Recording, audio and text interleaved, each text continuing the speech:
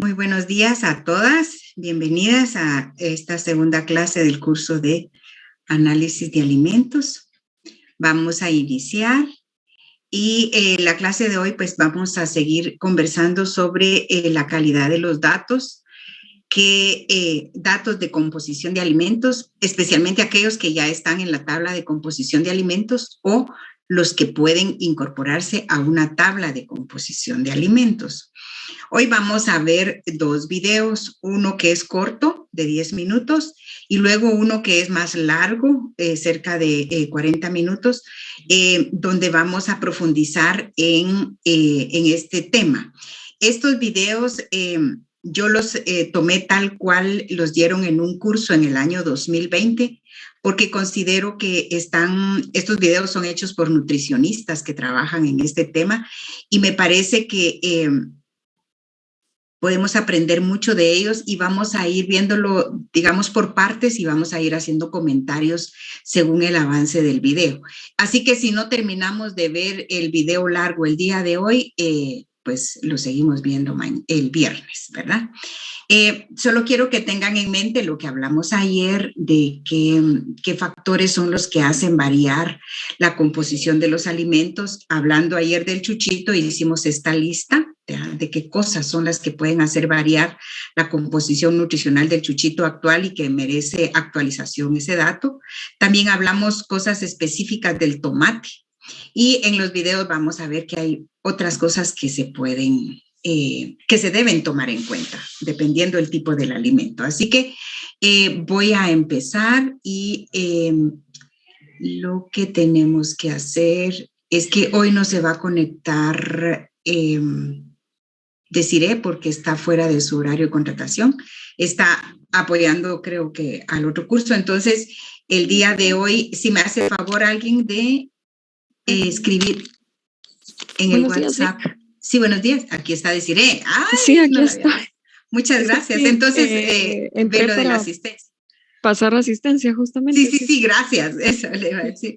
Gracias. Bueno, mientras tanto yo cambio de pantalla y vamos a ver el video que les decía. Vamos a ver si me funciona, porque aquí, vamos a ver si...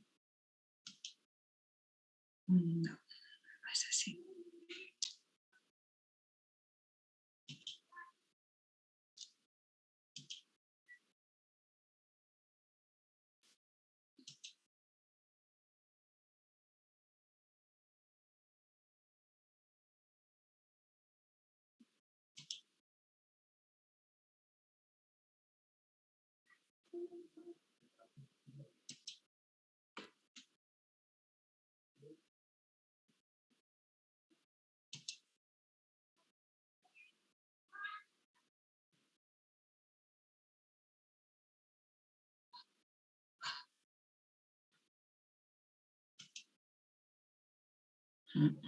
No.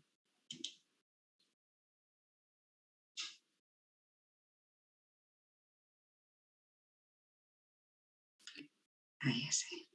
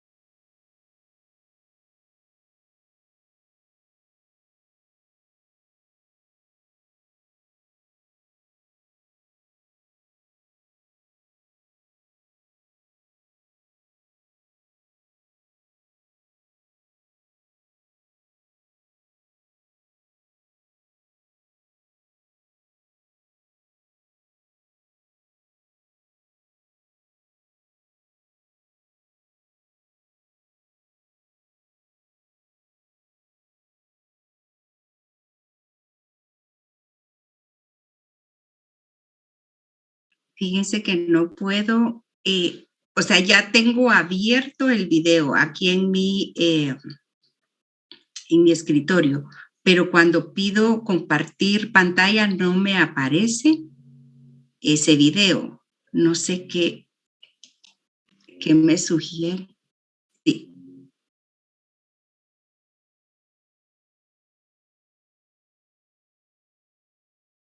Ok, va. Espéreme. Con internet.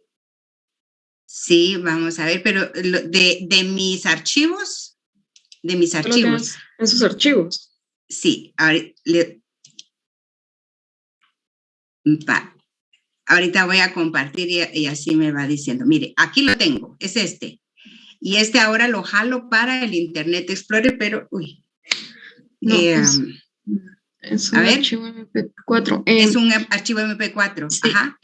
Tal vez ya lo tiene abierto en su escritorio. Digamos que el video que ya sí. le está corriendo en la computadora. Ajá, sí. Ah, bueno, entonces solo asegúrese de que no esté como minimizado y normalmente ya debería aparecerle en las opciones. Ajá, ajá. Bueno, voy a intentar esto otra vez.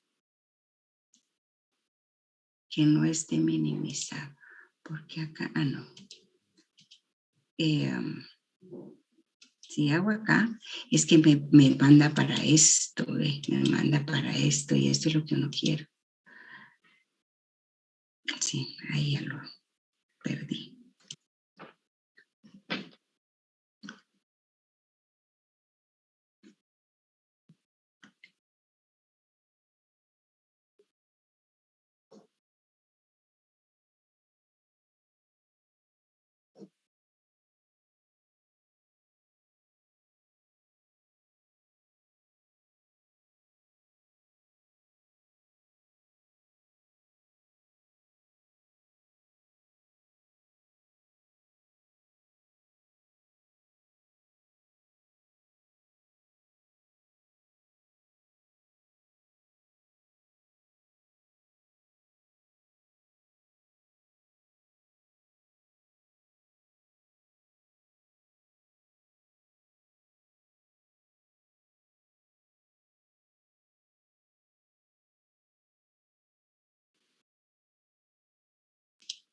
Al fin, creo que ahora sí. Aquí. Vamos a ver. Hola, buenas tardes. Mi nombre es Nalda Romero. Yo soy... ¿Se escucha? Sí, licenciada. Ah, vale. Del Departamento de Ciencias de los Alimentos y Tecnología Química de la Facultad de Ciencias Químicas y Farmacéuticas de la Universidad de Chile. En esta oportunidad, a mí me corresponde presentarles el tema sobre consideraciones relativas a la calidad de datos previos a ser incorporados a la tabla de composición de alimentos o a una base de datos. Bueno, en primer lugar, vamos a ver qué es lo que se entiende por calidad. ¿Ya? La definición de Wikipedia dice que calidad es una propiedad inherente de cualquier cosa que permita que la misma sea valorada con respecto a cualquier otra especie. ¿Ya? O sea, estamos hablando ahí de que hay propiedades inherentes.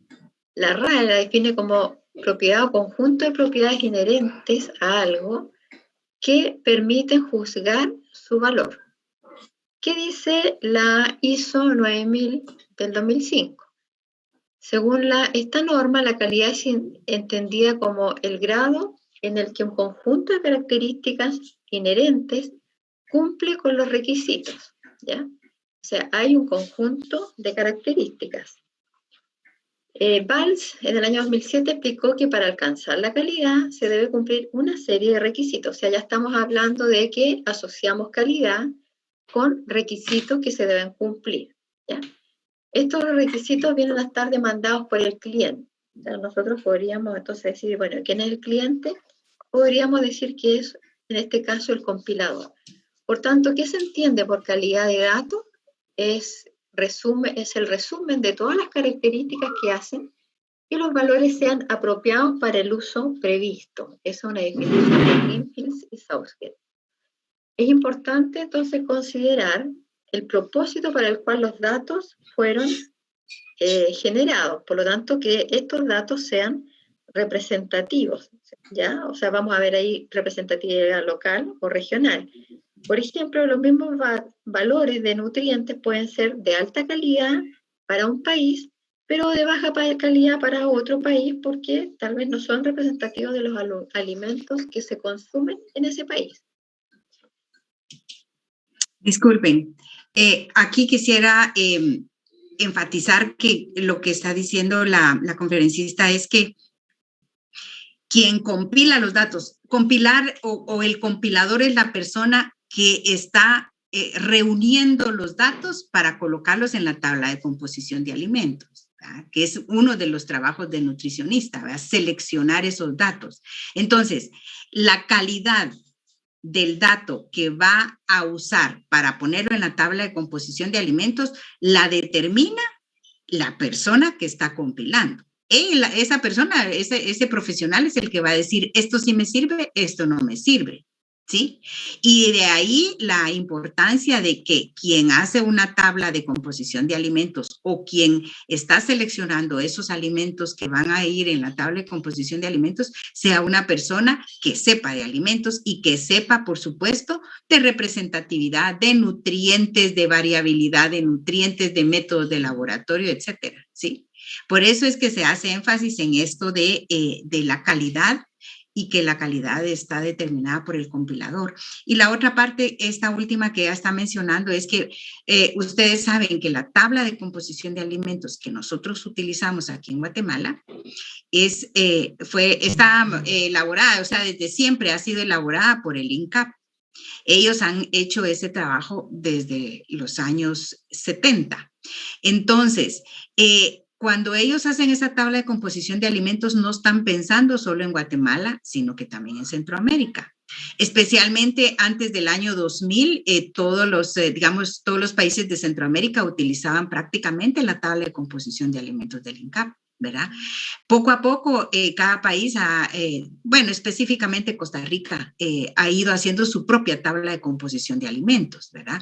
Pero el INCAP siempre ha pensado en todo Centroamérica y ahí está de que el compilador, que en este caso es el INCAP, va a tener en cuenta que la representatividad de los datos sea para Centroamérica y no solo para Guatemala. ¿Eso qué quiere decir? De que idealmente, por decir un ejemplo, el dato de tomate debería ser un dato representativo para todo Centroamérica, ¿ya? Para todo Centroamérica y no solo para Guatemala. Pero a ese nivel no se ha llegado aquí en la tabla de composición de alimentos del INCAP y más adelante en la hoja de trabajo número 1 ustedes van a hacer un análisis de esa tabla y se van a dar cuenta de algunos detalles que también acá en esta presentación se van a decir. Vamos a continuar. Ahora, ¿qué se entiende por compilación? Está módulos de compilación, ¿ya? Compilación es un proceso, no es simplemente una tarea burocrática de tomar valores y llenar una planilla, ¿ya? Eso no es compilar. La operación de compilación incluye la valoración de toda la información que entra en el sistema de gestión de base de datos. En el proceso, cada elemento de los datos se evalúa según una serie de criterios, ¿ya? En muchos casos, los compiladores deben consultar a personas con sólidos conocimientos sobre, por ejemplo, alimentos, sobre nutrientes, sobre método analítico, sobre muestreo, para tener una buena comprensión, ¿ya? Y antes de decidir la inclusión o no de estos valores. ¿Por qué evaluar la calidad de los datos entonces de composición de alimentos? Bueno, para entregar confiabilidad al usuario de que los datos compilados y publicados en una tabla o base de datos de composición de alimentos cumplen con los requisitos mínimos requeridos para un uso previsto. Por lo tanto, esto es lo que nos da la confiabilidad. ¿Cuáles son los factores que influyen en la calidad de un dato de composición de alimentos? Tenemos factores naturales, por ejemplo, el suelo, el clima, la variedad de cultivo, el manejo agronómico. Por ejemplo, en el caso de, si vamos a compilar datos de fenoles, por ejemplo, en aceite de oliva, ya esto es un poco muy específico, pero, por ejemplo, la oliva o el árbol de olivo, depende mucho el aceite que se obtenga de cómo se manejó ese árbol, ¿ya? Depende cuánto se regó, depende de cuántas horas grado de temperatura tuvo, el cultivo, depende de qué región es este cultivo. Recording stopped. Como decía, también de cuándo se cosechó, en qué estado de maduración estaba la oliva. Todo eso va a incidir, por ejemplo, en los fenoles. También el procesamiento, cómo se procesó, cómo fue, por ejemplo, la centrifugación para separar los fenoles, para separar el aceite, si se agregó agua o no se agregó a la pasta. Todo eso va a influir en el contenido y en la composición. Bueno, también hay factores artificiales, ¿ya? Estos factores son debidos a degradaciones o pérdidas de un nutriente o componente por el transporte, el almacenamiento o temperaturas inadecuadas, ¿ya? También si el método analítico empleado en la determinación del componente no es el correcto, o el desempeño del laboratorio también no es el correcto, puede que el laboratorio, como vamos a ver más adelante, puede tener el método analítico correcto, pero a lo mejor su desempeño no es adecuado o no está validado para la matriz del alimento. ¿Ya? Entonces, todos estos pueden ser factores artificiales. ¿Cuáles son los elementos a considerar en la evaluación de la calidad de datos de composición de alimentos? ¿Ya? Hay 7 elementos.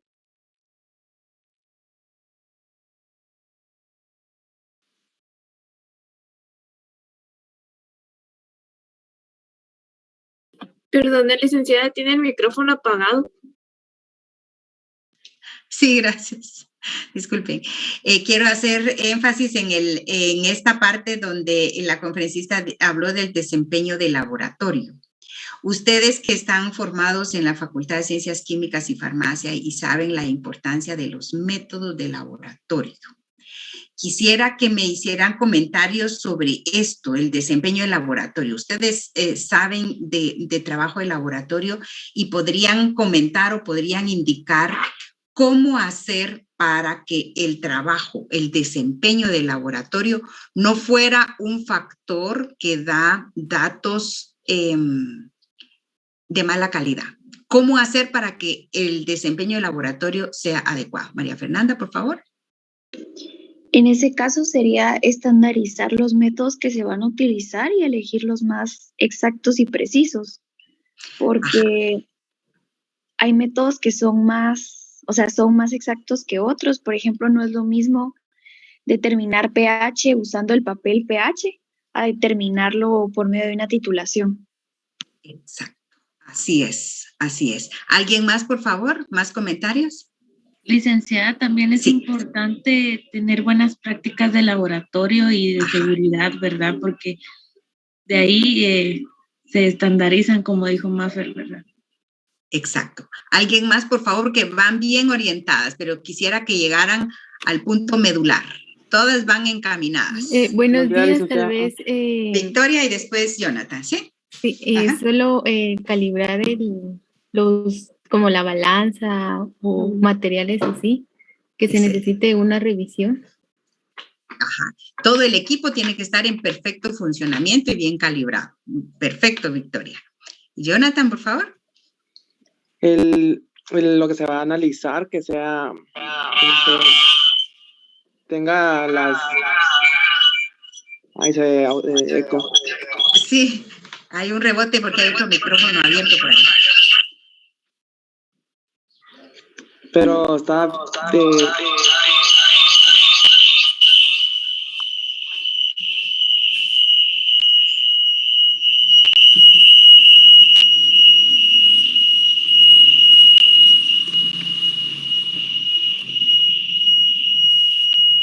Jonathan va en camino, ¿verdad?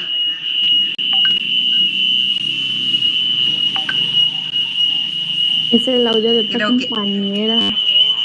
Sí, creo que está... Ah, ya. Vamos a ver. quién, los participantes, voy a ver a quién le cierro el micrófono. Madeline. ¿Quién más? Solo Madeline tenía abierto el micrófono. Bien, Jonathan. Perdón, es que se trabó mi compu. Ok. Y tuve que entrar desde el teléfono. Bueno. Jonathan, ¿está por ahí? Sí, licenciada, y no está en camino. Ahora sí le escuchamos bien.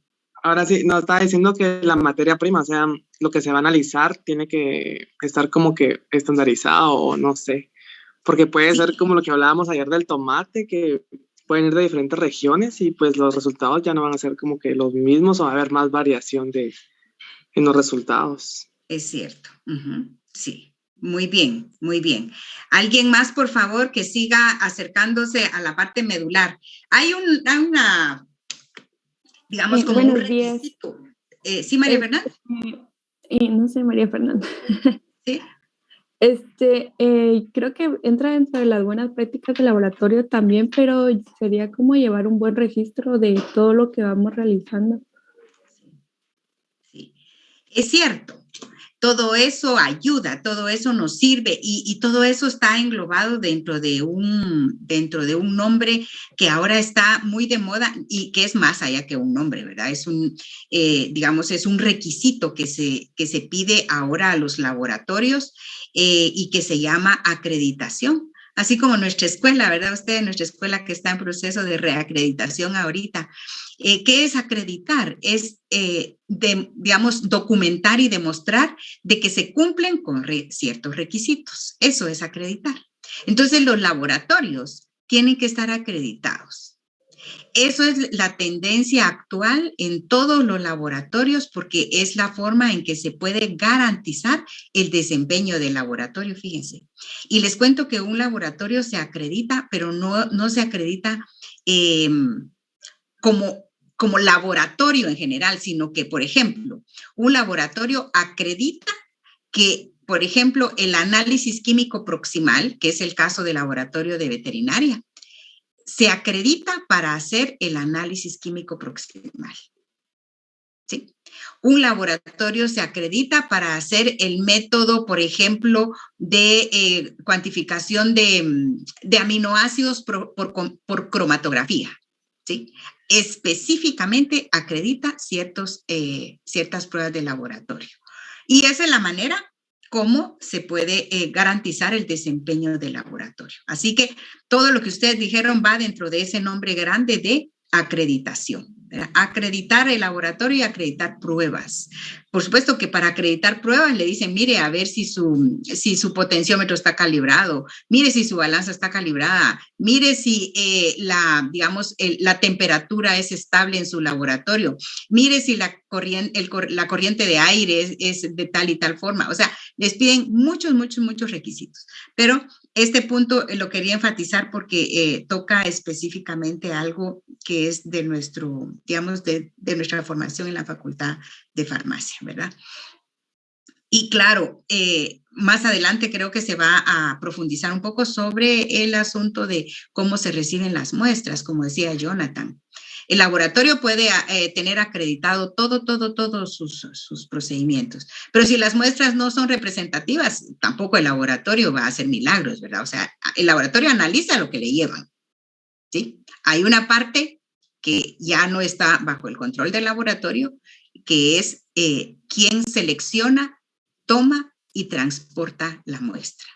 Eso es bien importante. Vamos a seguir escuchando. Me disculpo porque fíjense que en los nervios de que no me funcionaba el video, seleccioné el largo y tenía que haber seleccionado primero el corto, pero igual vamos a continuar con el largo. Vamos a ver. Por el transporte, el almacenamiento o temperaturas inadecuadas. ¿Ya? También si el método analítico empleado en la determinación del componente no es el correcto, o el desempeño del laboratorio también no es el correcto, puede que el laboratorio, como vamos a ver más adelante, puede tener el método analítico correcto, pero a lo mejor su desempeño no es adecuado o no está validado para la matriz del alimento.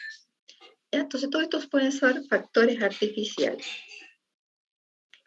¿Cuáles son los elementos a considerar en la evaluación de la calidad de datos y composición de alimentos? ¿Ya? Hay 7 elementos a considerar. El primero es la descripción completa del alimento.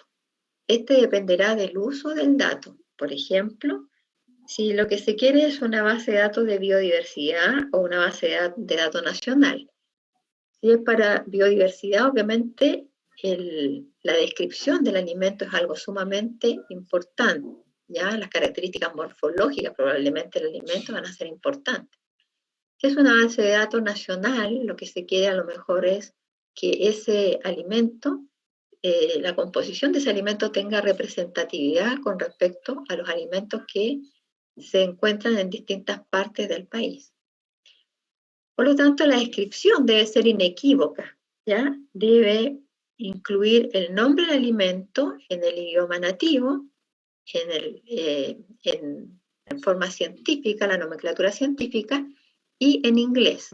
La parte también analizada de la planta o del animal, el color, el tamaño, el método de preservación o cocción si procede, el estado de madurez, como les decía antes, en qué estado de madurez se cosechó la planta, el origen, súper importante. Si yo tengo un alimento pero no sé de dónde procede, lo más probable es que la calidad de ese dato no va a ser buena.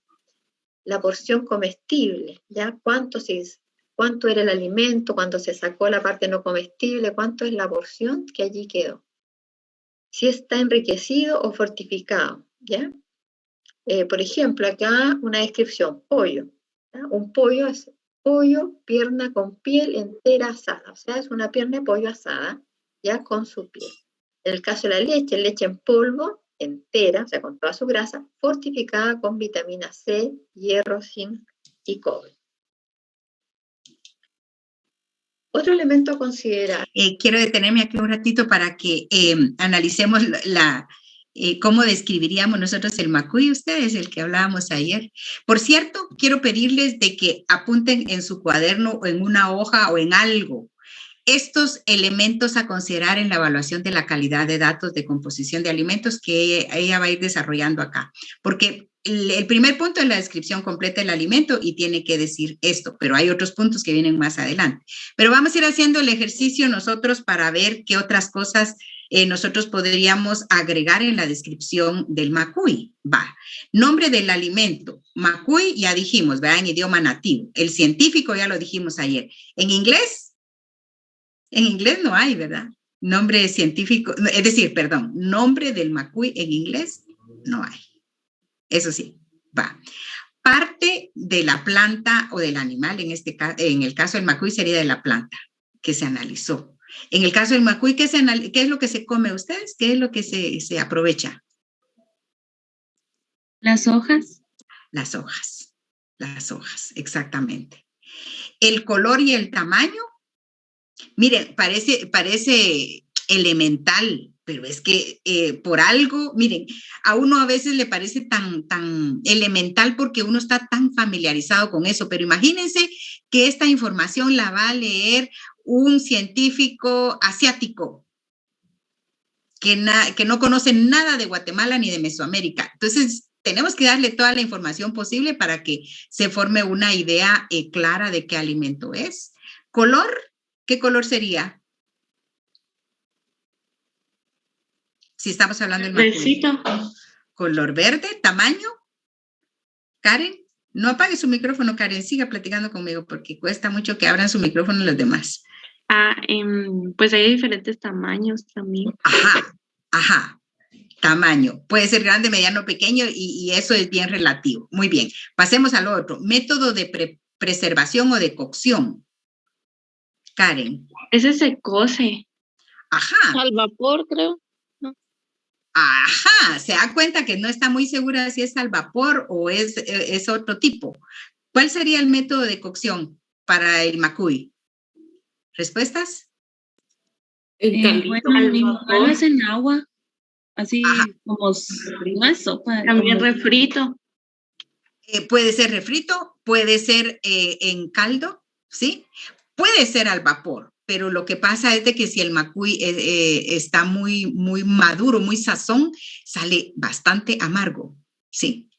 Y por cierto, hay una creencia por ahí de que cuando uno está limpiando, está separando las hojas del macuy, es cuando las puede volver más amargas o menos amargas. Si uno le mete la uña, dicen las señoras, las abuelitas dicen que si uno lo corta con la uña, las hojitas, salen amargas. Va. Esta es una anécdota que más adelante vamos a seguir platicando, pero bueno, la cocción puede ser al vapor, puede ser hervido o puede ser sofrito. Conste que el sofrito o el refrito va posterior a una cocción en agua, porque nunca se va a poder hacer directamente, digamos, la hoja cruda en sofrito. No, necesita cocción porque la textura es dura. Estado de madurez. Miren, a ver, ¿quiénes tienen experiencia de ir a comprar al mercado? Si ustedes tienen que ir a comprar macuy al mercado, ¿qué nivel de madurez buscan en el macuy? Tierno. Cuando está maduro es que tiene florecita, ¿no? Ajá. Exactamente. Bravo. Usted sí va al mercado. Entonces, el estado de madurez del macuy sería tierno. Origen. ¿Qué hacen ustedes si, por ejemplo, van y compran en el mercado? ¿Cómo determinan el origen de ese macuy?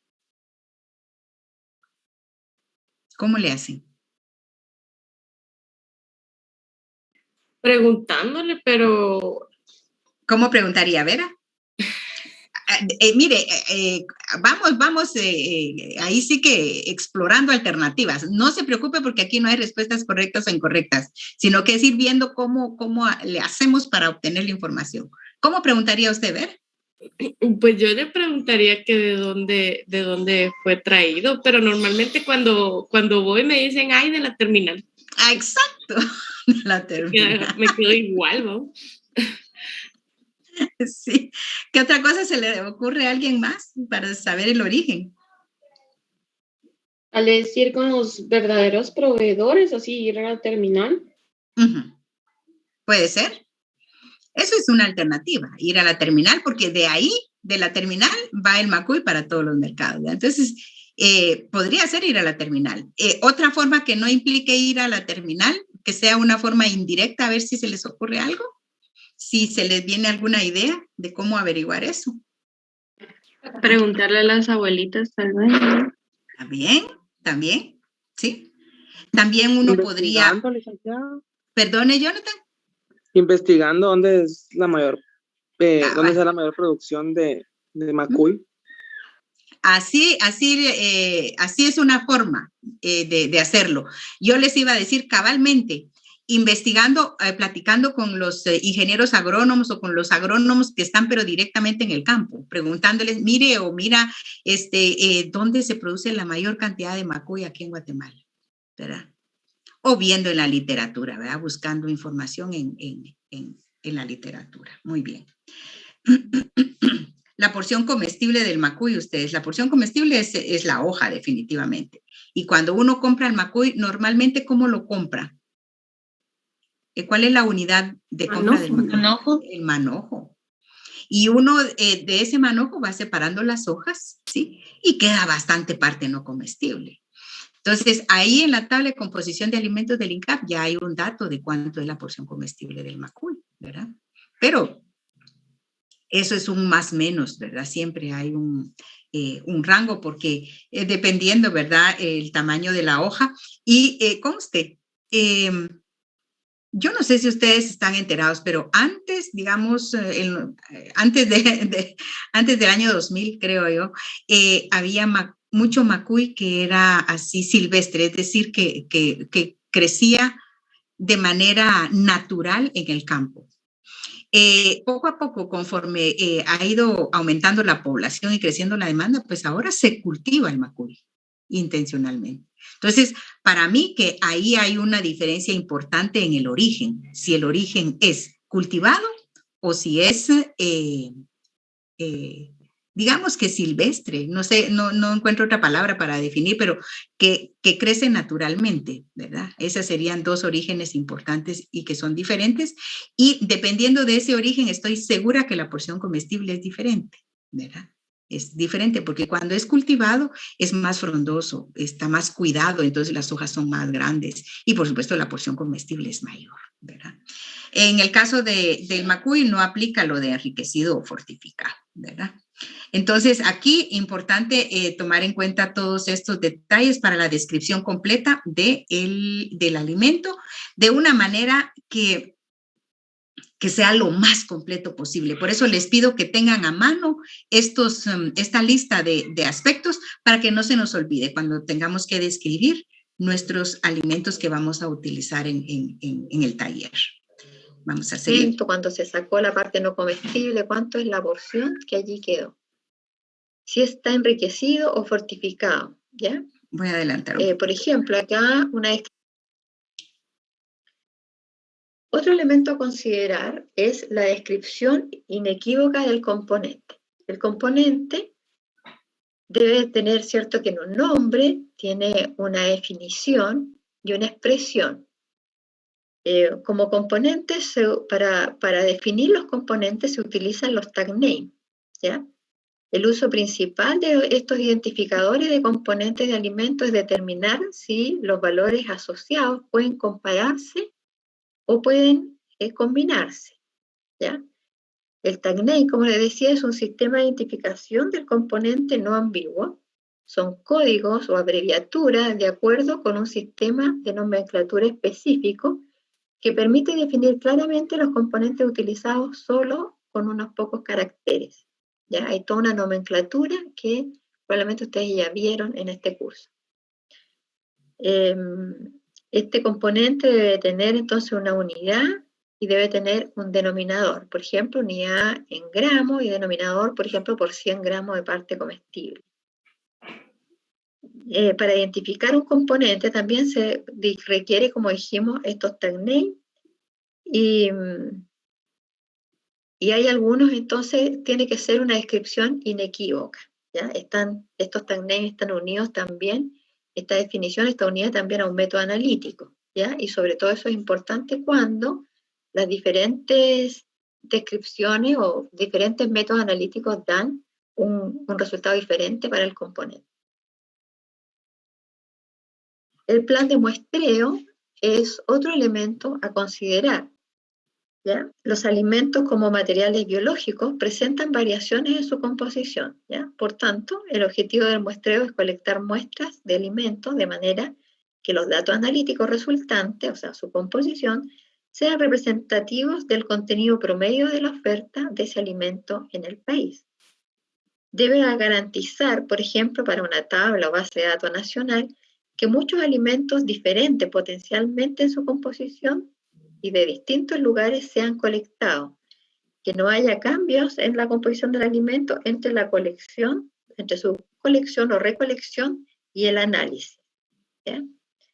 Por ejemplo, una muestra tomada de un supermercado del vecindario no puede ser representativa de la oferta de ese alimento en el país, ¿ya? Su composición puede ser tal vez muy precisa, pero obviamente no representa el valor promedio del país, del alimento en el país. En general, cuanto más alimentos se recopilen y se analicen por separado, mejor será la calidad de los datos. Se debe entender que los datos de composición obtenidos son un estimado, ¿ya? Pues la composición varía por factores como ya señalamos, ¿cierto? Estos factores naturales o artificiales, ¿ya? Como por ejemplo naturales como la región, la estación, la variedad, en fin. Ahora, un objetivo secundario también puede ser documentar la variabilidad del contenido de nutrientes relacionado con una temporada, por ejemplo, o con el área geográfica, o con el cultivo, o con el manejo agronómico. O sea, pueden ser también objetivos secundarios. Otro componente es el tratamiento de la muestra, o sea, cómo se procedió con la muestra desde su colecta hasta el análisis en el laboratorio, cuidando que no se produzcan alteraciones en los nutrientes, que no haya ni ganancia ni pérdida de este nutriente, ya sea se ve, por ejemplo, en el transporte, cómo se transportó, los métodos de preservación, temperatura durante el transporte, temperatura de almacenamiento, si hubo protección o no de la luz. Hacer una correcta homogenización que permita la medición precisa del componente. O sea, que esa muestra quede, el componente, el analito, la muestra quede bien repartido, bien homogenizado. Y que haya ojalá algún control de calidad de la homogenización. ¿Ya? Por ejemplo, alimentos con nutrientes sensibles a la luz deben manejarse en oscuridad o bajo un rango de luz específica. ¿Ya? Las muestras deben ser preparadas apropiadamente y, bueno, la muestra analítica debe incluir proporcionalmente de todas las partes de la muestra. Disculpen, aquí quisiera enfatizar otras cosas, es que hay mucho que hablar sobre esto ustedes. Y ahora no voy a pedir opinión así voluntaria, sino que voy a ir nombrando y espero que estén atentos todos, porque es que si no, siento yo que no estoy llegando a todos. Le quisiera pedir, por favor, que María José Martínez abra su micrófono.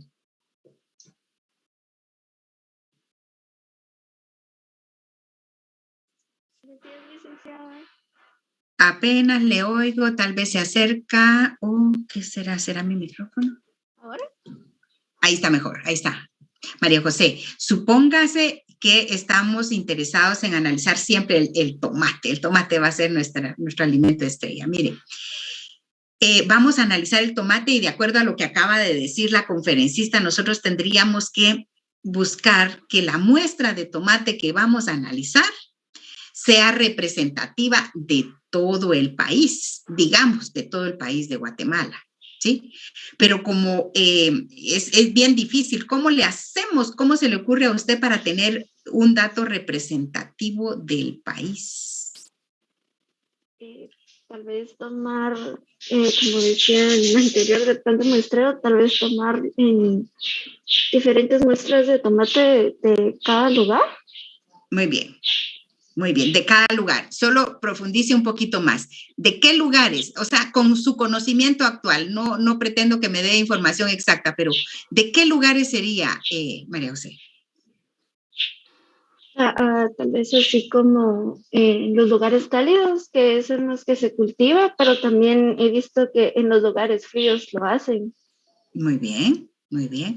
Va, de acuerdo. Hay producción de tomate, como dijimos ayer, en Zacapa, en El Progreso, en Chiquimula, también en Chimaltenango y quizás en Huehuetenango, en la parte cálida de Quetzaltenango. También hay producción de tomate y averiguando con los agrónomos, mire, resulta que tenemos 17 áreas del país donde se produce una gran cantidad de tomate. Muy bien. Si yo tengo la posibilidad de traer tomate de esos 17 lugares y analizarlos individualmente en el laboratorio, sería lo ideal. Sería lo ideal. Pero a veces no hay tanto dinero para hacer tantos análisis, porque se imagina 17 análisis de tomate y luego 17 análisis de cada uno de todos los alimentos. Mire, es un montón, los recursos siempre son escasos. Supóngase que yo tengo dinero para mandar a analizar solo 10 muestras. ¿Qué haría usted? Si yo le digo, mire, yo quiero un dato representativo, pero solo puede analizar 10 muestras. ¿Qué haría usted? Podría tomar, por ejemplo, 5 muestras de ambos lados. Ajá. Ajá. ¿Y qué hace? Ajá. Pues mandaría como que a pedir o iría a ambos lugares, tanto del lado frío como en el del cálido, tomar 5 muestras de cada uno. ¿De acuerdo? Ajá. 5 muestras, muy bien. Hay una alternativa, fíjense, que se usa mucho cuando uno no tiene muchos recursos para poder analizar muchos alimentos, y es hacer lo que se llaman muestras compuestas, ¿verdad? Muestras compuestas. ¿Qué significa? Cabalmente, como usted dijo, reunir muestras de diferentes lugares y hacer una muestra que es representativa de un lugar un poco más reducido que del país, ¿verdad? Por ejemplo,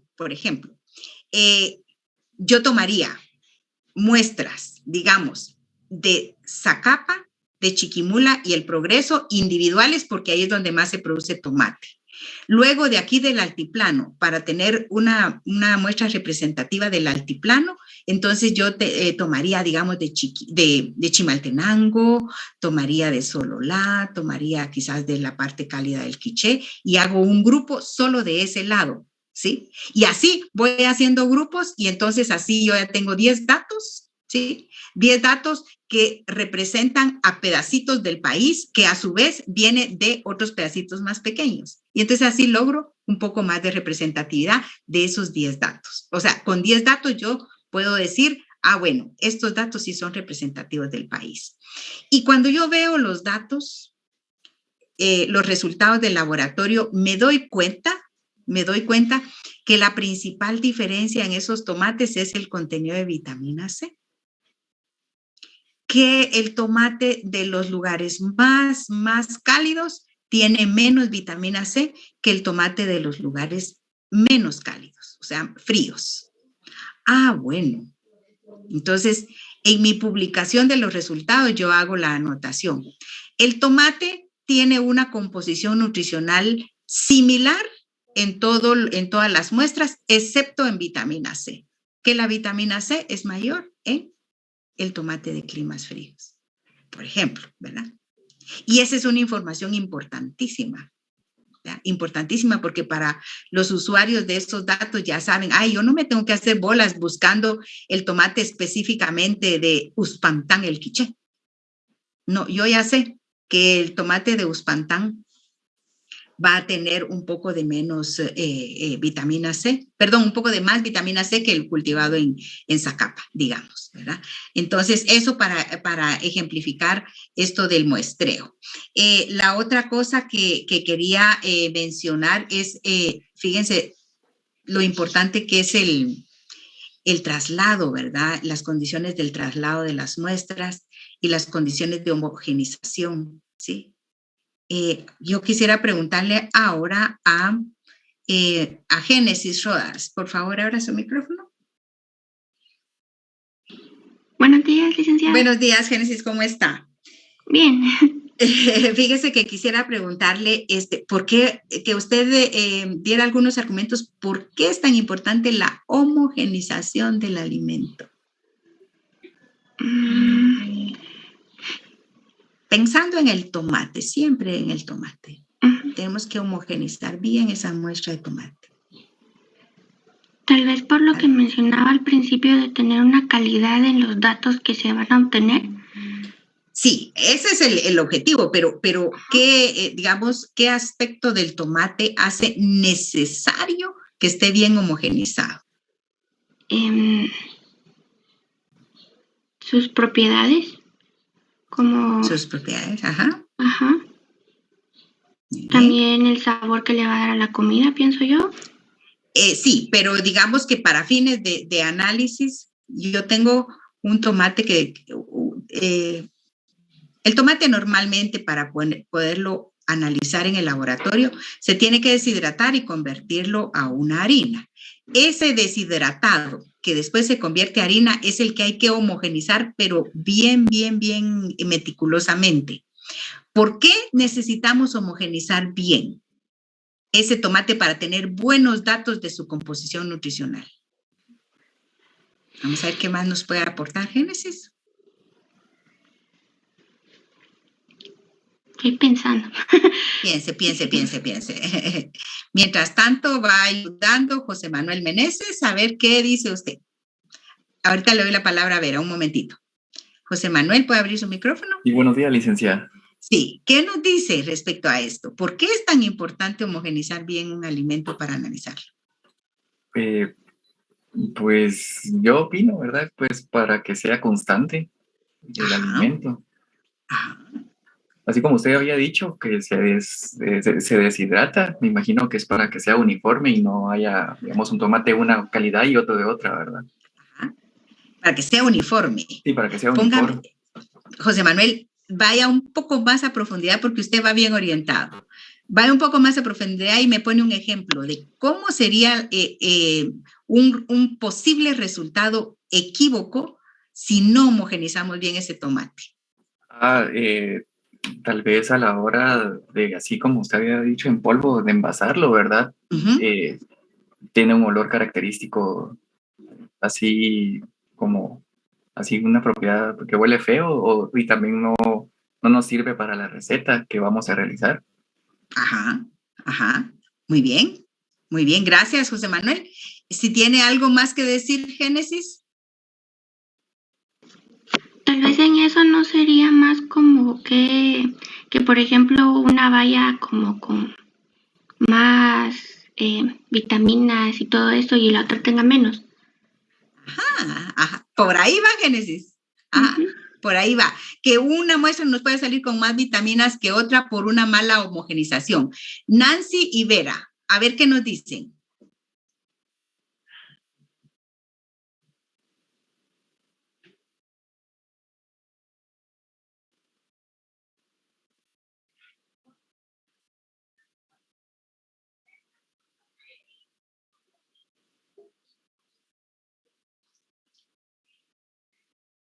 Exacto. Así es.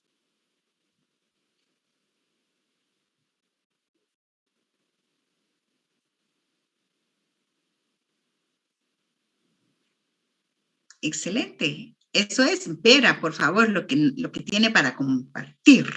Eso iba a comentar yo, que ahí, si no se homogeniza eso o la muestra, pues se iba a obtener más cantidad de ciertas propiedades de la muestra. En este caso, el tomate, si dicen quítenle las semillas, pues a todos tendrían que quitarle las semillas para no obtener los datos de las semillas, ¿verdad? Así es. Si dicen déjenle las semillas, pues con el riesgo de que las semillas también, unos tomates tengan más semillas que otros, ¿verdad? Exacto. Excelente, muchas gracias. Esa es la razón de la necesidad de una buena homogenización. Y un ejemplo así directo y sencillito. ¿Se imaginan que esa homogenización no sea adecuada y que una muestra vaya con un trozo de cáscara de tomate que se fue más grande? Ahí va un trozo de cáscara de tomate grande, ¿sí? Y como no fue bien homogenizada, pues salió en la muestra que se va a analizar en el laboratorio. Y resulta que como va un pedazo de cáscara, ese dato nos va a salir sobreestimado. ¿En qué nutriente? A ver qué me dicen ustedes, o en qué componente nos va a salir sobreestimado. ¿Qué nutriente o qué componente es el más abundante en la cáscara de tomate? ¿Quién me dice? Fibra. A la fibra. Cabal, Sofía. Nos va a salir un dato con un contenido de fibra en el tomate que no es representativo. ¿Por qué? Porque en la muestra que analizamos iba el pedazo de cáscara. Entonces, el homogenizado tiene que ser muy, muy bien hecho y la muestra bien tomada dentro del recipiente con el homogenizado para que sea representativo. Entonces, ya ven que somos bien quisquillosos con estas cosas, somos muy como demasiado obsesivos con las cosas de análisis, pero tienen una razón de ser y es muy importante porque después nosotros vamos a tomar esos datos como una verdad, ¿verdad? Como que así es la composición nutricional. Tiene levantada la mano Desiree, por favor, puede participar libremente. Desiree, no la escuchamos.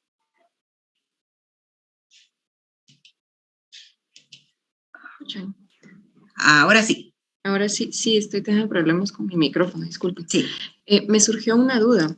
Sí. En el caso de justamente el ejemplo que usted daba de las muestras combinadas. Sí.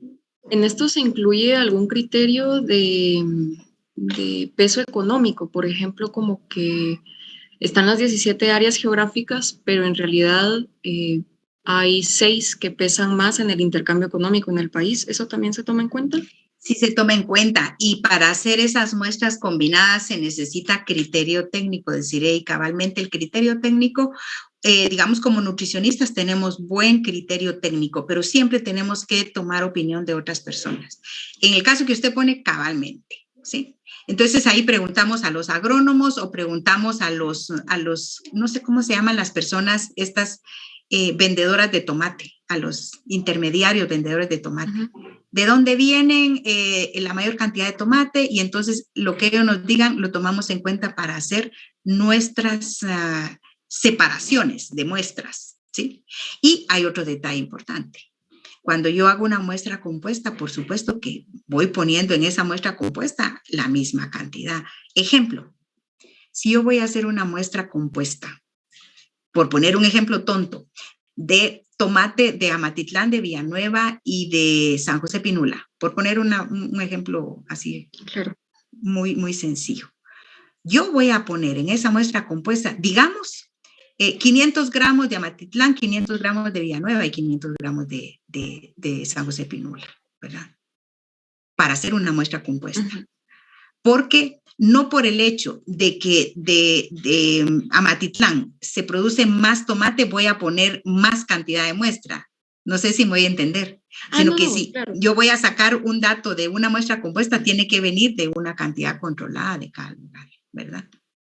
Claro, por el factor de homogeneizar, sí, sí. Exactamente. Pero ahora, nada más como para la selección por ejemplo, si se produce tomate para exportación, pues no. Ajá, exacto. Entonces, esa sería una aclaración que quería hacer.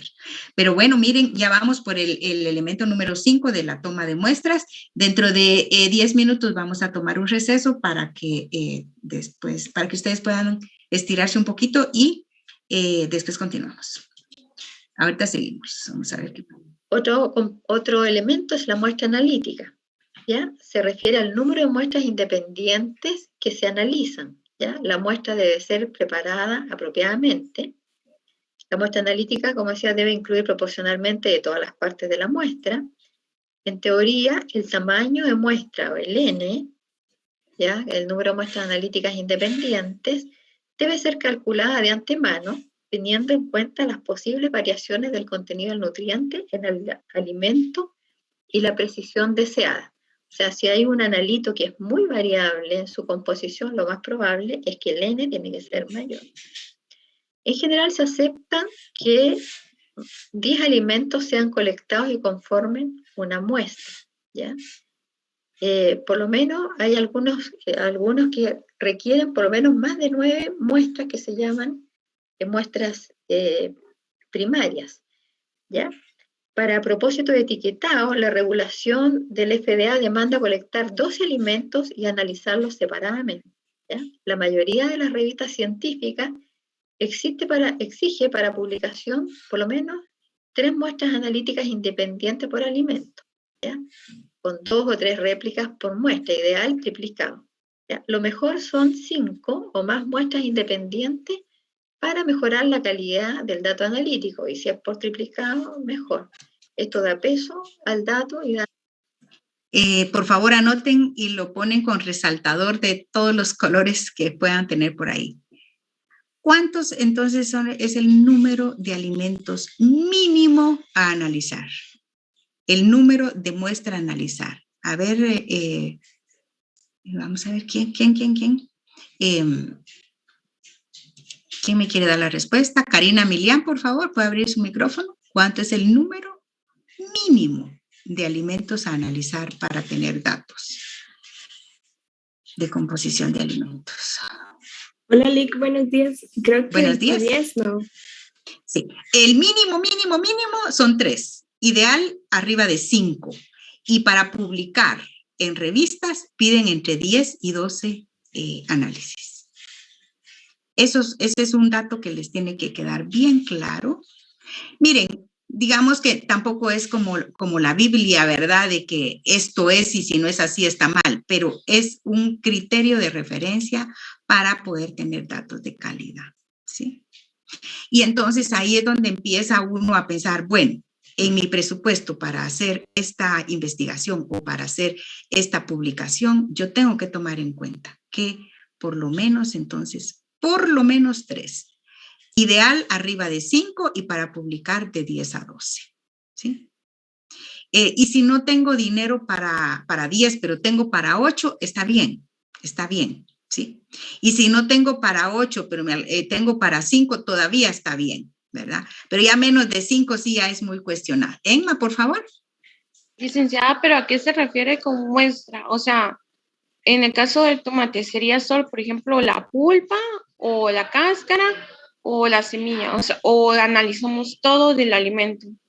Perdón, buena pregunta, Emma. Cuando aquí estamos hablando de muestra, es del tomate completo. La muestra es el alimento que nosotros estamos interesados en analizar. Es el tomate. Pero como ya sabemos que el tomate se produce en muchos lugares de aquí del país, entonces por eso pedimos, y aquí dice la conferencista, que también por la variabilidad en los nutrientes hay que tomar varias muestras. Entonces, el número de muestras mínimo es 3, adecuado 5, ideal arriba de 5, de tomate. Sí, de tomate, no de cáscara, ni de pulpa, ni de semilla, sino que del tomate completo, porque del tomate completo es que nosotros lo utilizamos para nuestra alimentación y para muchas preparaciones. No sé si queda claro, Emma.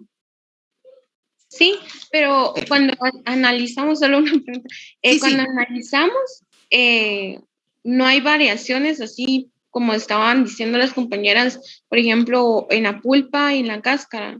O sea, ¿cómo lo analizamos? No, es que cuando hablábamos de la pulpa y de la cáscara era para ejemplificar la importancia de la homogenización de la muestra. No sé si se recuerda que estábamos hablando de por qué es tan importante homogenizar la muestra.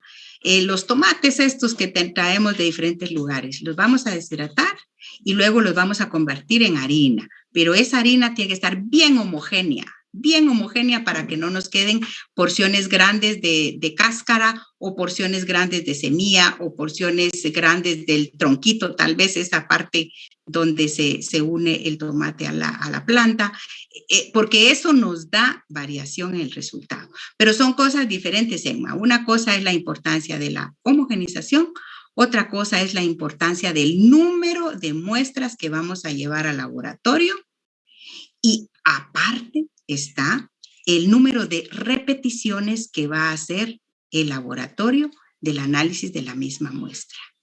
No sé si esto clarifica un poco, Emma. Sí, gracias. Vaya.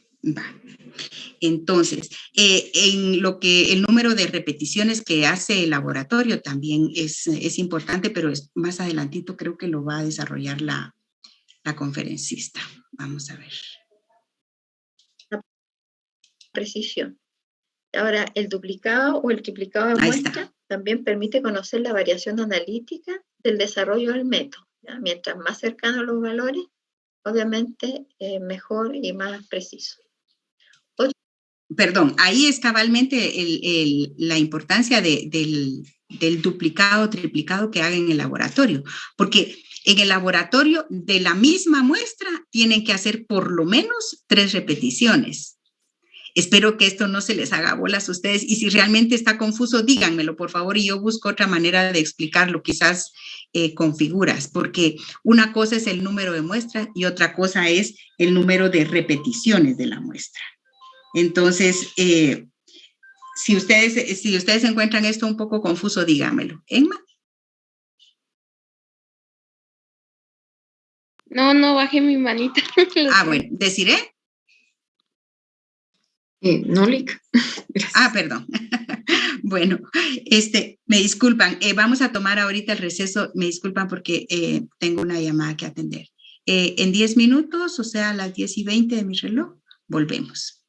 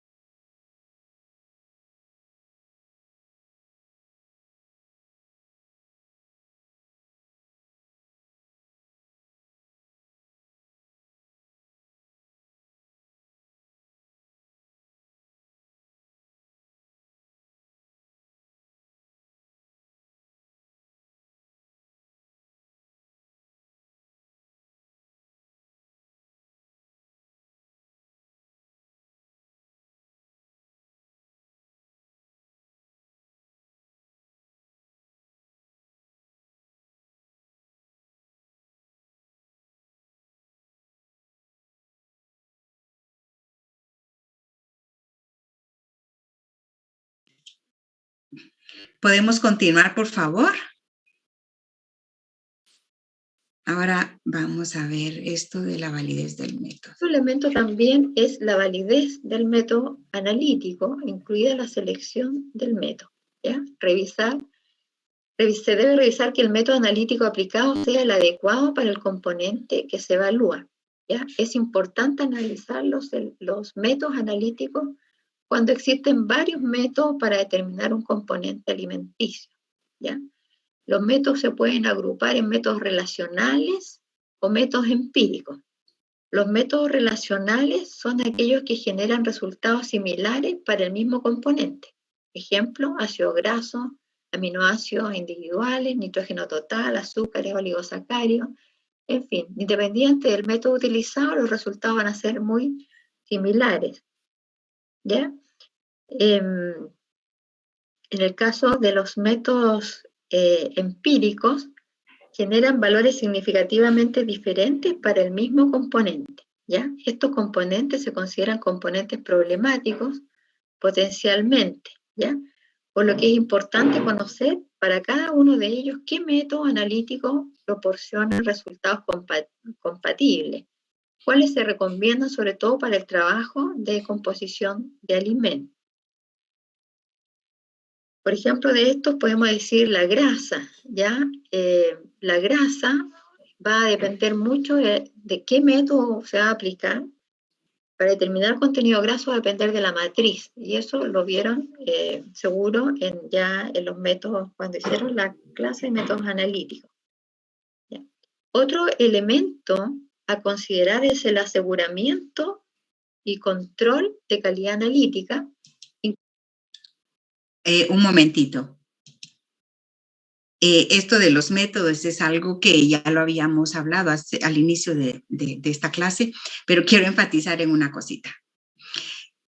Supónganse que ustedes no están analizando alimentos, sino que están buscando en la literatura qué información hay sobre el valor nutritivo del tomate de Guatemala.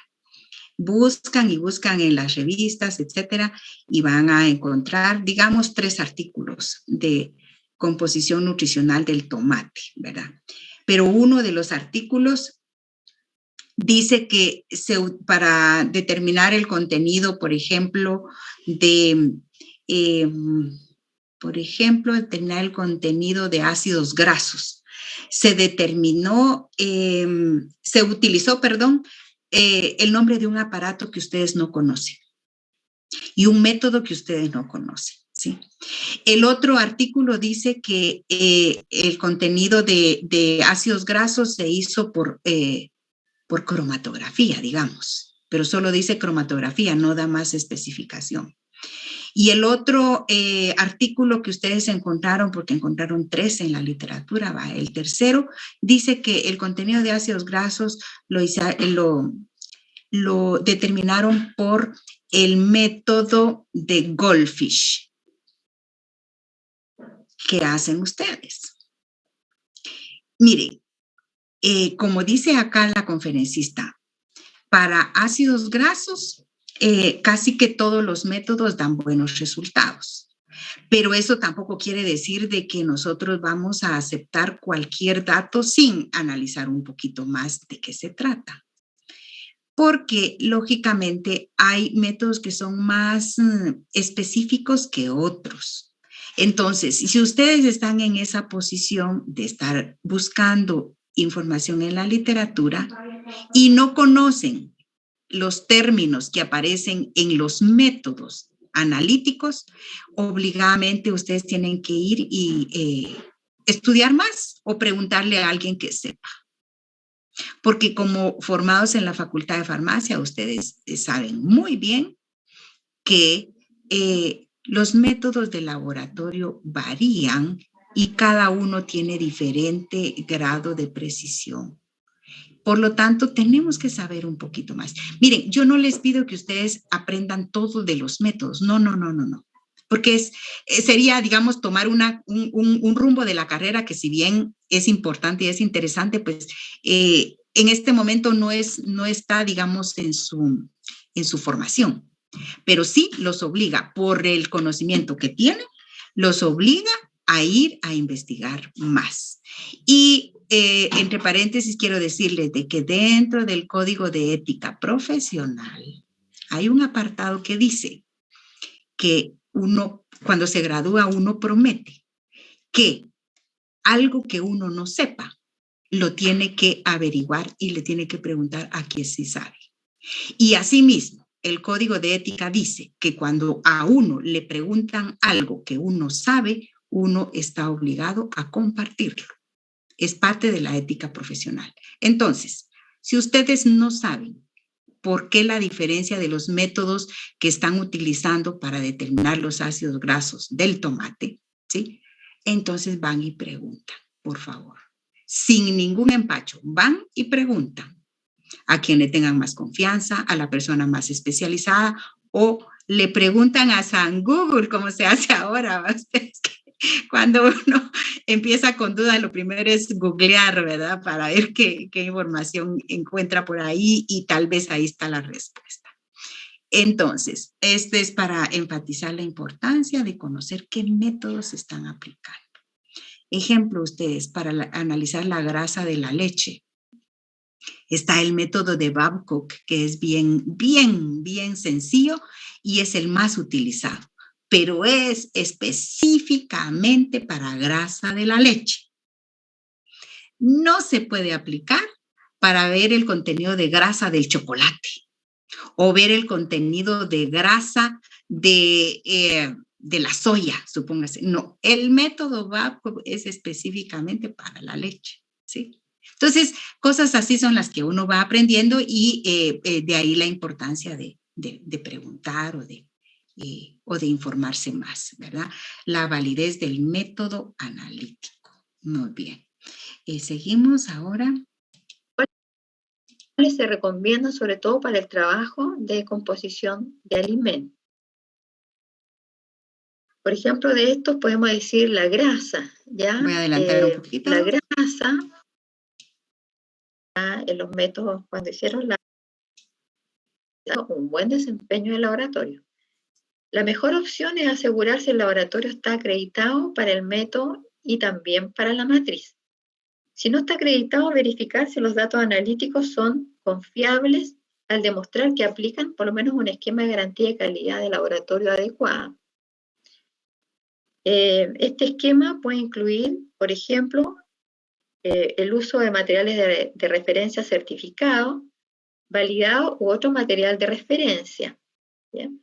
Calibrar los instrumentos regularmente, analizar cada muestra por duplicado mínimo, participar en estudios colaborativos con otros laboratorios para verificar valores, ¿ya? Desarrollar también pruebas de recuperación, ¿ya? Las medidas más importantes son entonces uso de material de referencia, las pruebas de competencia y los controles de calidad internos adecuados y esquemas de aseguramiento. Una preguntita, por favor, para Karen Santizo. ¿Puede abrir su micrófono, Karen?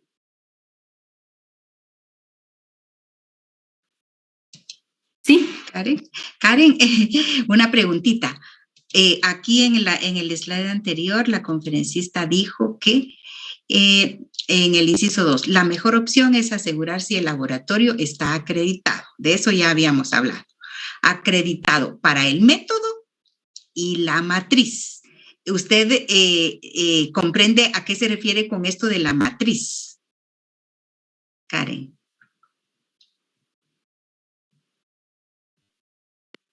La verdad, no. ¿Alguien tiene idea de a qué se refiere con esto de... El método ya sabemos qué es, que está acreditado para el método y la matriz. ¿A qué se referirá con esto de la matriz?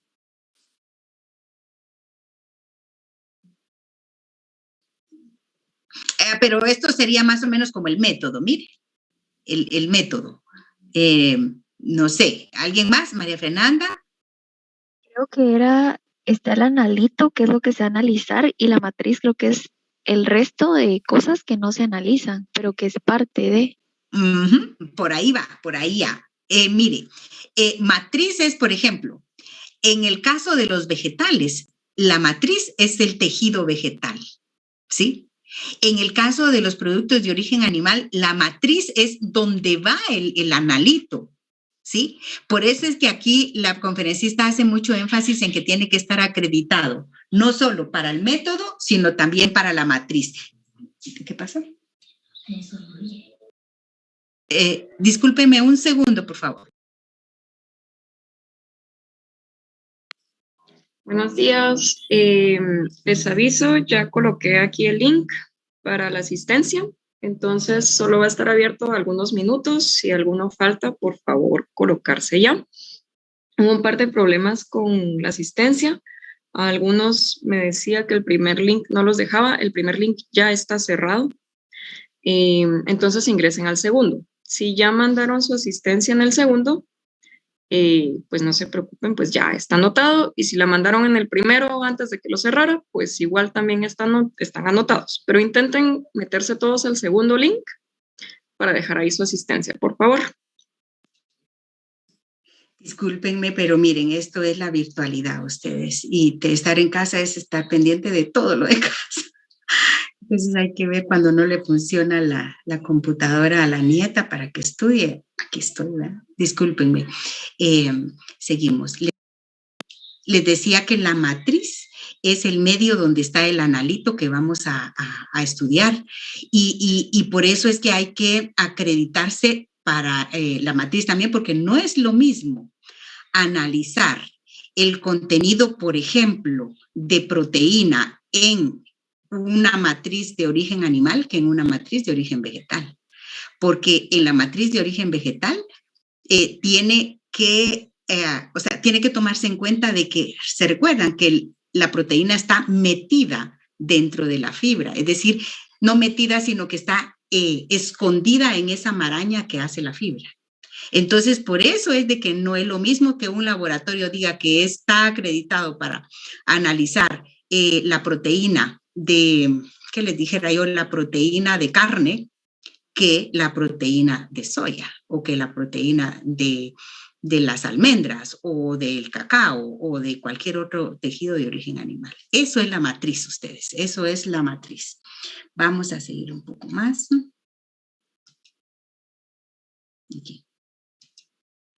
Ahora, para evaluar la calidad de los datos de composición, es importante también conocer el propósito del uso del dato, ¿ya?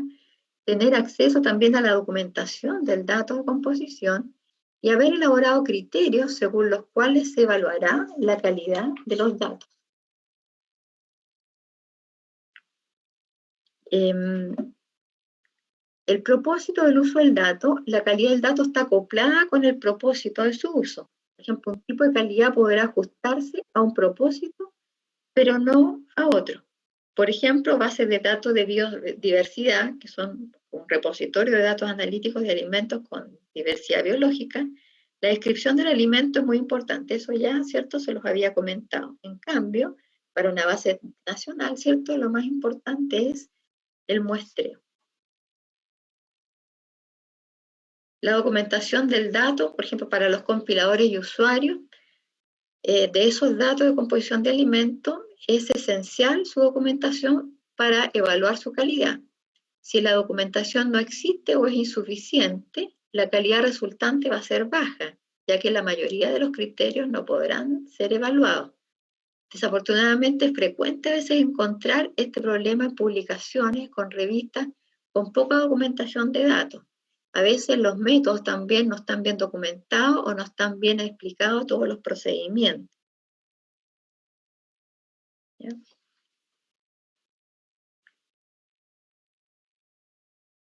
La evaluación de los datos también es un proceso iterativo entre las distintas etapas del sistema de base de datos.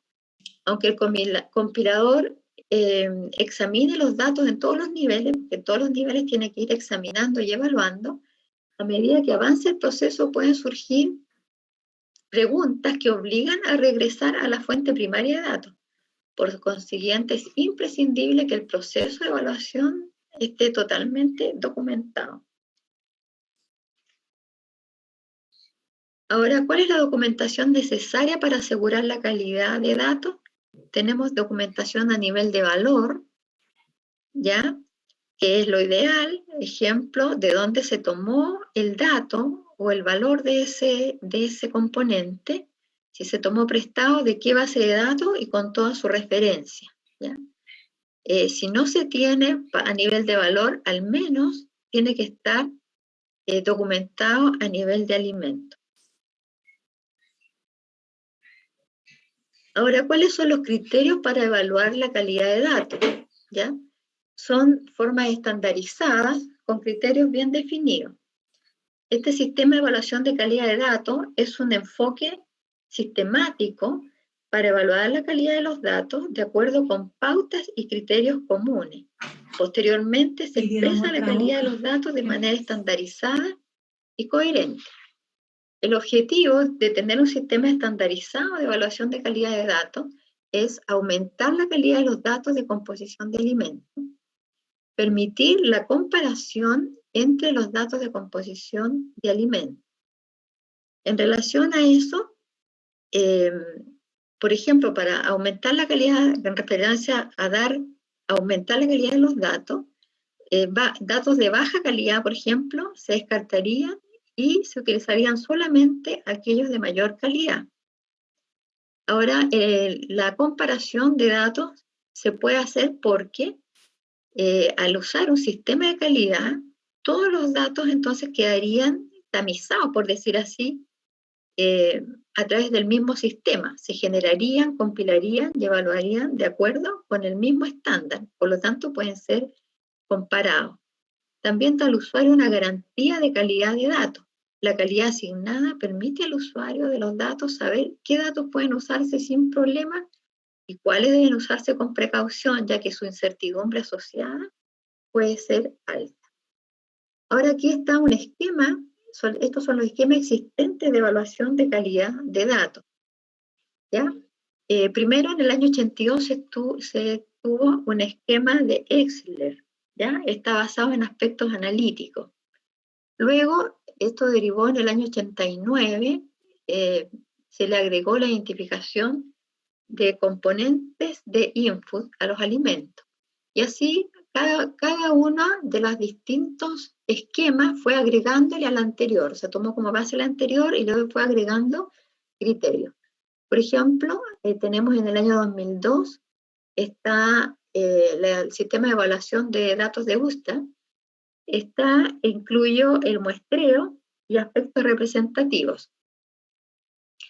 Tenemos ahí, por ejemplo, también en el año 2003, Greenfield y Sauger incluyeron la identificación de alimentos y la unidad y el denominador, que son importantes. Y el índice de calidad de Eurofeed incluye la identificación también del componente. ¿Ya? Y ahí entonces tenemos cada uno de estos, que como están referidos. Exler tiene un sistema de... para él es importante el manejo de muestras, ¿cierto?, en el laboratorio, la validez del método analítico, el control de calidad analítica y varios estamentos que están hechos por criterio, ¿ya? La evaluación del método de evaluación de Usedale sería el plan de muestreo es importante, el número de muestras analíticas independientes, el manejo de la muestra en el laboratorio, y, o sea, los otros componentes que tenía Exler, y esto lo hace a través de el uso de preguntas específicas por criterio.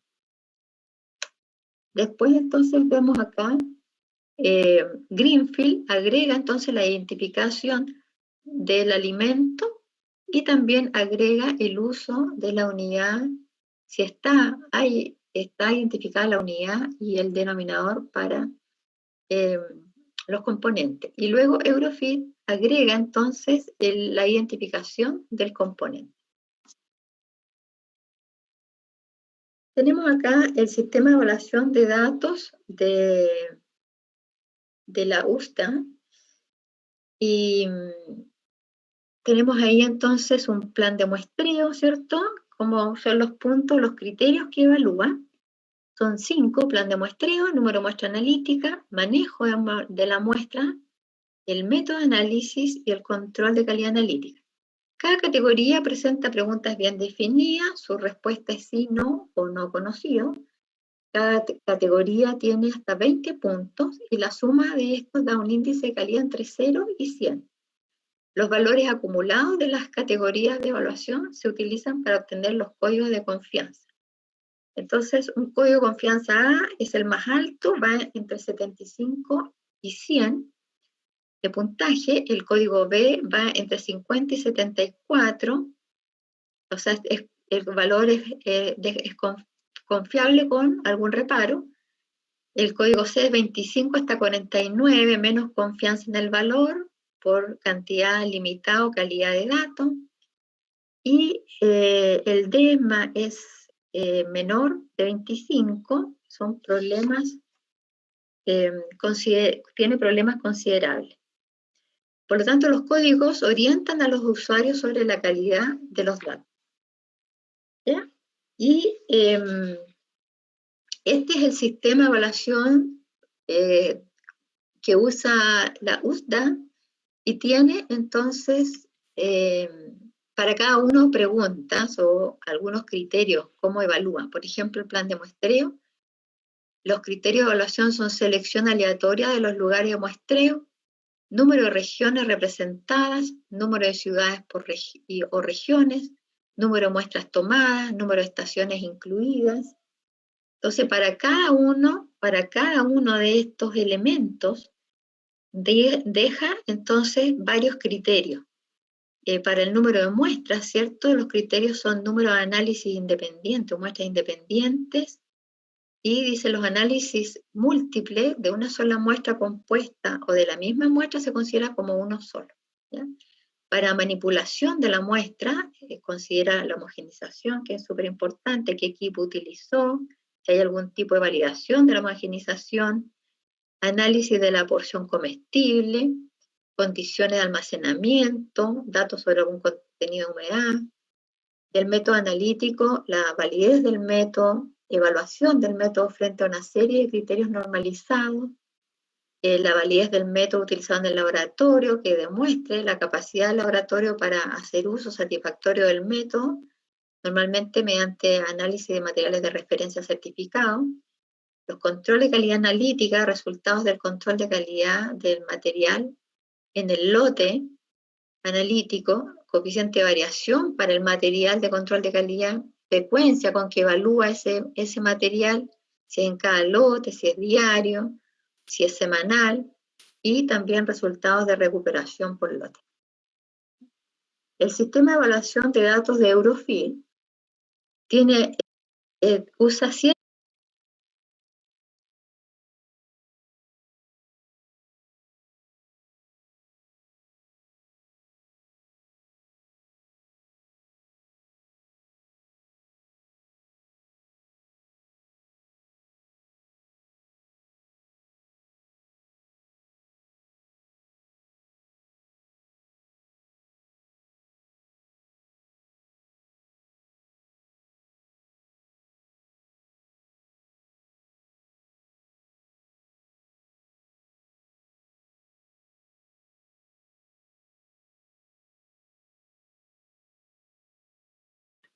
Licenciada, no sé si está hablando, pero tiene su micrófono apagado. Sí, ahorita me di cuenta que totalmente apagado. Les decía que en esta parte de la presentación, la conferencista está hablando de cómo se le da una calificación a cada elemento de estos 7 que nosotros revisamos al inicio y con esa calificación se integra el índice de calidad del dato, ¿verdad? Lo que más me interesaba a mí era la primera parte, que eran los 7 elementos que integran la calidad de un dato de composición de alimentos, ¿sí? Los 7 elementos. De aquí en adelante lo vamos a seguir viendo el video para que ustedes vean cómo se le da la calificación de acuerdo al sistema Inputs o al sistema Eurofir, pero esta parte ya es más, digamos, operativa para cuando se quiere hacer la integración de datos para tablas de composición de alimentos. La primera parte es lo que más me interesaba. Vamos a seguir viendo. 7 elementos, ¿ya? Tenemos ahí descripción del alimento, identificación del componente, plan de muestreo, número de muestras analíticas, manejo de la muestra, análisis de muestra, control de calidad analítica. Estos criterios están redactados como preguntas que pueden responderse con sí, no o no aplicable. Cada respuesta obtiene una determinada cantidad de puntos, ¿ya? Cada categoría recibe una puntuación máxima de 5 para alta calidad y 1 para baja calidad. Luego todos estos puntajes se suman y forman lo que se llama el índice de calidad, IQ, que va desde 35 que sería un índice de calidad alto, y 7 un índice de calidad bajo. El sistema proporciona 8 puntuaciones, que son 1 para cada uno de estos elementos o categorías, y el índice de calidad total, ¿ya? Este sistema no proporciona códigos de confianza.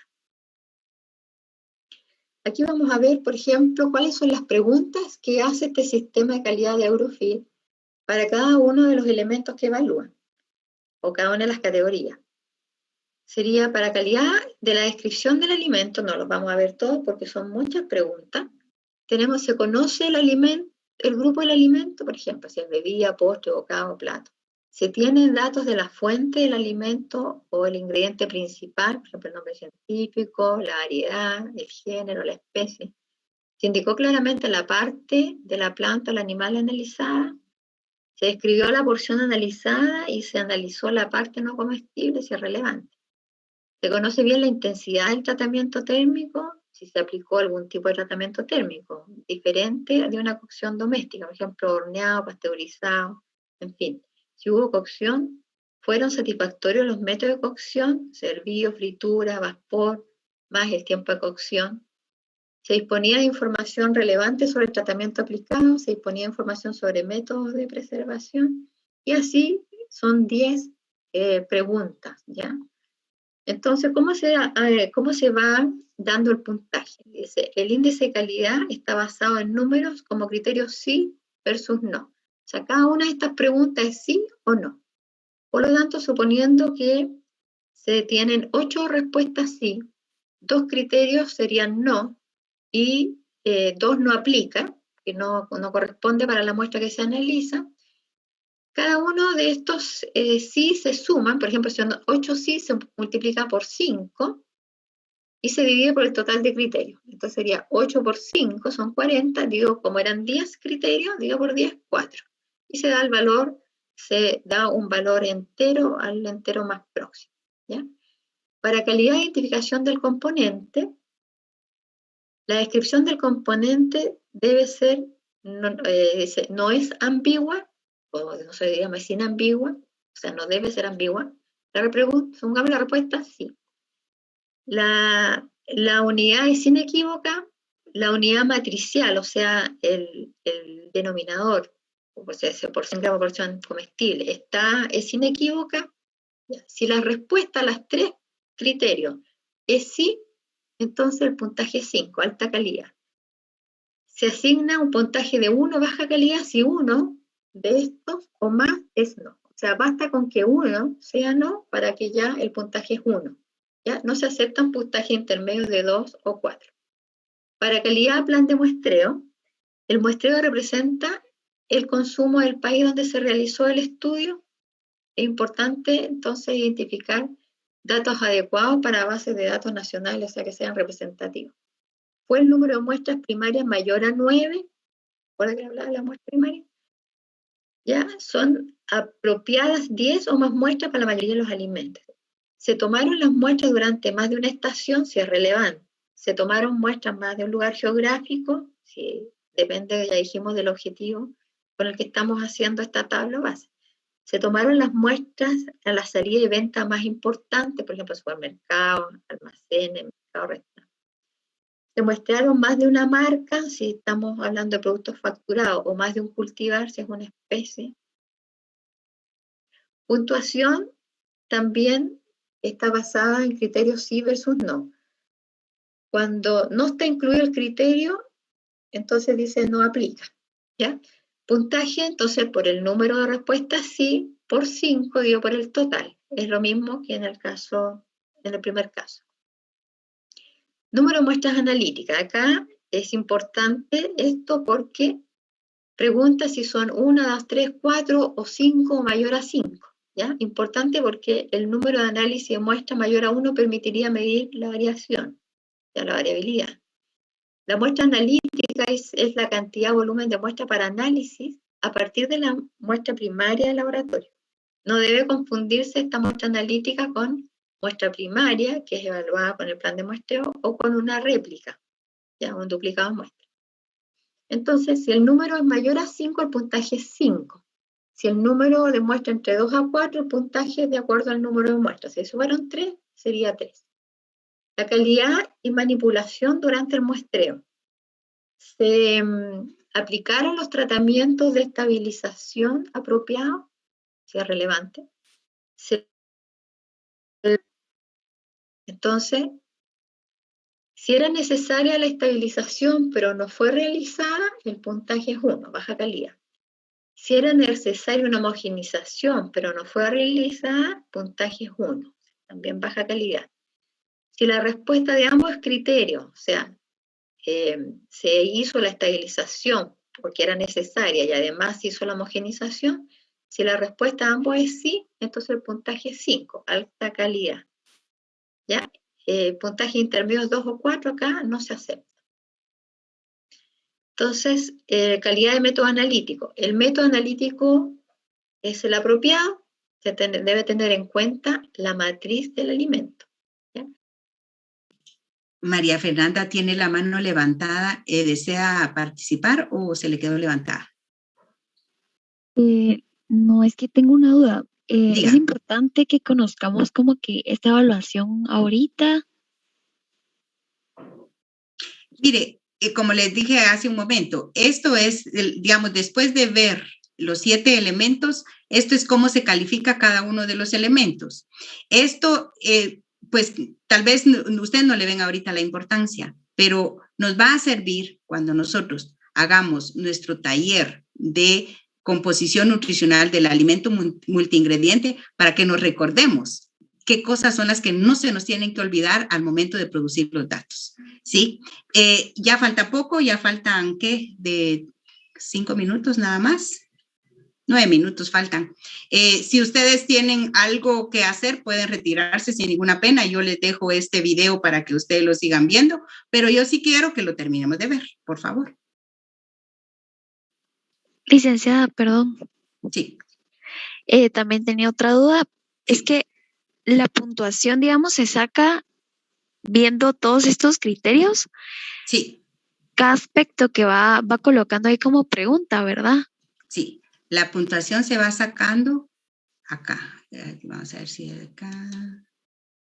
¿Dónde? Un poco más atrás. Sí. Yo creo que, digamos como ejemplo acá. ¿Cuántas muestras primarias? Si son más de 9, entonces si son, ya sabe usted que entre 10 y 12 es lo ideal, ¿verdad?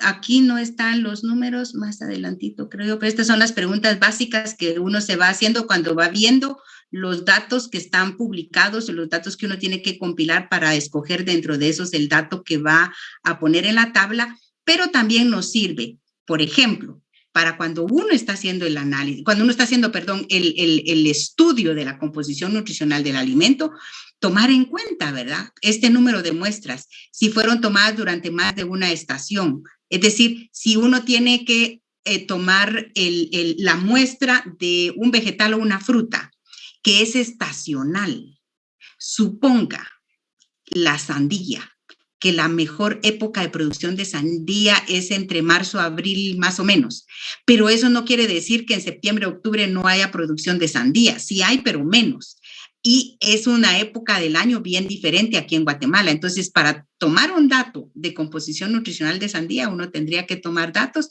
de la estación seca y de la estación lluviosa, por ejemplo. Si se tomaron muestras de más de un lugar geográfico, ya lo habíamos platicado, ¿verdad? Con el caso del tomate.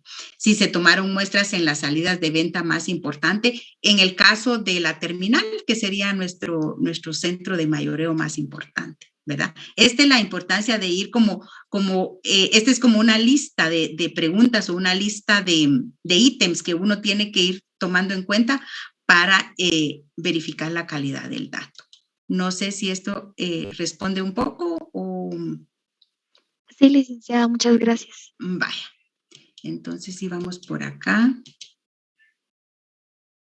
Por acá. 34, sí.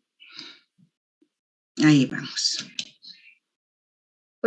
Se usaron materiales de referencia apropiados o estándares de referencia si están disponibles. ¿Ya? Entonces, los criterios, si los 3 criterios, la respuesta es sí, el puntaje es 5, alta calidad. Si los 3 criterios es no, entonces el puntaje es 1, baja calidad. Si el laboratorio está acreditado para el método, el puntaje al menos es 3, ¿ya? Porque la acreditación también implica el desarrollo de cómo es el desarrollo de la calidad del método y del laboratorio. De esa manera, entonces, se sacan todos los puntajes y se suma para tener este índice de calidad. Esto que estoy mostrando acá es la planilla que vamos a utilizar para trabajar en la compilación en este taller. Y esta es la planilla donde uno evalúa la calidad de los datos, ¿ya? En este formulario. Obviamente es un poco más simple, bastante más simple que lo que ya les mostré antes, ¿ya? Se van acá los códigos, se indican códigos provisionales, códigos definitivos, eso se pone al final. Número de muestras, ¿cuántas muestras se analizaron del alimento? Hubo un plan de muestreo, descripción del plan de muestreo. ¿De qué área geográfica procede el alimento? Si era un alimento envasado, por ejemplo, los lotes, número de lotes, periodo de cuando se colectó la muestra, algún factor que haya interferido se anota acá. Muestra de la representatividad en relación al consumo en el mercado. ¿Es representativa? Sí, no informado. Tratamiento dado a la muestra. ¿Hay documentación de los procedimientos utilizados? Condiciones de almacenamiento, por ejemplo. Ahí sí, o incompleto, no informado. ¿Se monitoreó la temperatura o la humedad durante el tratamiento de esta muestra? Sí, no, o no informado. Procedimiento de homogenización. Pregunto, ¿ustedes tienen otra clase ahorita, a las 11? No, es hora de almuerzo. Es hora de almuerzo. ¿Y a qué horas tienen su próxima clase? A las 12. ¿A las 12? Wow. Bueno. Entonces, como este es el llenado de la planilla, si quieren, lo terminan de ver cada quien conforme pueda, porque como insisto, la parte más importante era la primera y no quiero restarles tiempo de su almuerzo porque es una recomendación que nos dan siempre en la escuela de que no tomemos más tiempo del que está asignado para nuestro curso. Entonces, lo vamos a dejar hasta acá hoy y este video va a estar disponible en la plataforma, ¿sí? Nos quedamos entonces hasta acá y nos conectamos el día viernes a las 8 de la mañana. Ayer yo hice una pregunta y no sé si se recuerdan y tienen alguna respuesta o si automáticamente yo di por hecho la respuesta, pero yo les decía que los horarios de laboratorio los podemos mover si es conveniente para ustedes. Si ustedes tienen alguna preferencia o alguna situación particular por la que quieran que el día viernes, por ejemplo, nuestra reunión sea de 10 a 12, pues yo con mucho gusto, porque estamos dentro del horario asignado al curso. O si quisieran, por ejemplo, de 9 a 11 el viernes, también estamos dentro del horario. Igual el día martes. Entonces, si tienen alguna respuesta por el momento, pueden decirla ahorita, sí. Si tienen alguna preferencia, ¿sí? La mayoría colocó en el chat que estaba bien el horario de la sección A. Ok, de la sección A, que sería de 12 a 14 el martes y de 8 a 10 el viernes. Sí, licenciada. Perfecto, entonces así quedamos. Quedamos entonces el viernes a las 8 de la mañana. Que tengan muy feliz tarde y descansen lo que puedan.